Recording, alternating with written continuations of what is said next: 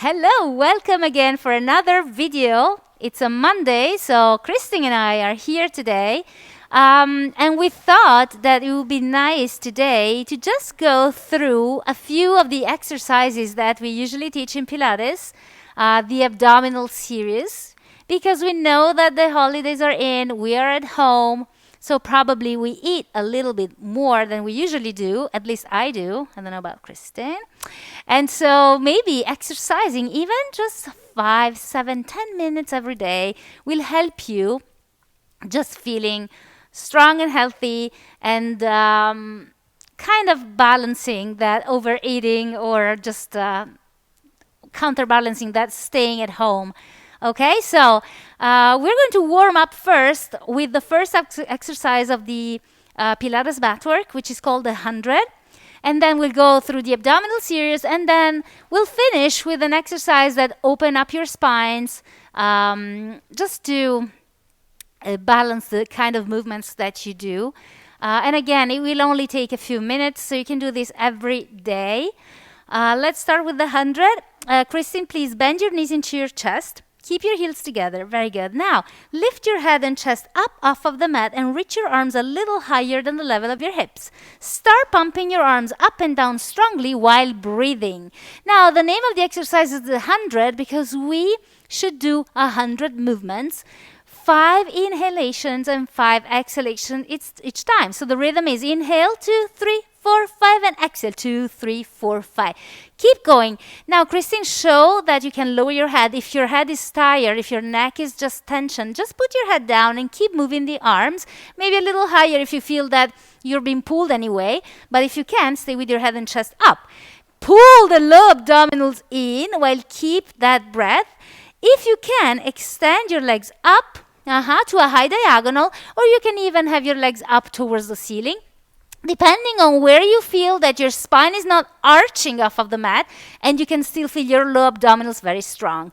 Bend your knees in, rest your head, Christine. Very good. You try to count 10 times in and out, 5 counts in, 5 counts out, or you just do as many as you can. Remember to modify as you need. If you have to keep your knees bent, keep your knees bent. Do not feel that your back is arching and there's no abdominal connection. Now, from here, put your hands behind your knees, please, Christine. Oh, actually, sorry. Keep your knees into your chest and lift your head and chest up with your hands on top of your knees. From here, extend one leg out and place both hands on top of one knee. This is called single leg stretch. From here, pull the knees strongly into you and think of shooting your spine out in the opposite direction, still pulling the abdominals in. Now, switch your legs without changing your chest. Pull, switch to the other leg. Pull, switch. Pull, switch. Keep going with this rhythm. A few more repetitions. Again, we can modify this exercise by reaching the head down, but in that case, your legs will go up to the ceiling. So please, Kristen, go ahead and reach, yes, your head down, and her legs now are going more towards the ceiling, less to a diagonal. Otherwise, you're still pulling your neck. Now go ahead again and lift your head and chest. Let's do a couple more repetitions. Remember, your abdominals are the most important thing. They are connected. It means you're sucking your low abdominals into your body, then bend both knees into your chest and rest your head. Double leg straight stretch. Keep your heels together, lift your head and chest up. From here, simultaneously extend arms and legs in opposite directions. Circle your arms to the side, bend your knees, exhale and pull your knees into you. And again, inhale, lift up, big circle, exhale, pull. Inhale, lift up, big circle, exhale, pull. Inhale, lift up. Stay here for a second, Christine. I just wanted to show you that even in this very hard position, she is making a very good abdominal connection. Her back is not arching. Bend your knees and pull strongly. Keep going a few more times. And on this exercise as well, you can have your head down as long as your arms and legs go up straight to the ceiling. Very good. And exhale. One more regular one. And exhale. And exhale, rest your head down. Very good. Single straight leg stretch. Again, the head and the chest are up.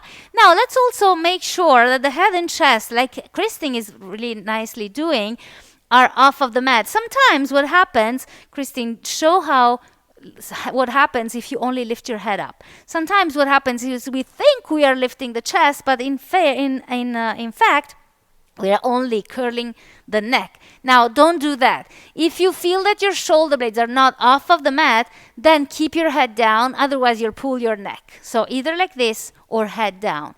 Now, single straight leg stretch. Both legs go up towards the ceiling, only as straight as you can maintain knees over hip. Put both hands behind one of your thigh and pull the leg towards you twice. Pull, pull, switch. Pull, pull, switch. Keep going. This is called also the scissors, because as you can see, your legs are doing a scissoring motion. As usual, she doesn't even have to check to show you. Your head can be down, but your legs go straight up to the ceiling. Exactly. And your knees can be bent as you need. Don't try to force your legs straight if that makes your body, the center of your body, change its position. Keep both legs up together now. Bend your knees and rest your head. Okay, for the double leg straight stretch, we have a modification to show. So we'll first do the full exercise, Christine, and then we'll show the modification. This is a little more intense, so make sure you do just a couple of repetitions, see how it feels.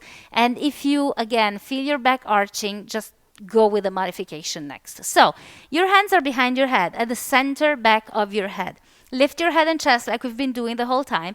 Lift your legs up towards the ceiling as straight as you can. Keep your knees over your hips. Maintain your heels together. Your toes can be slightly apart.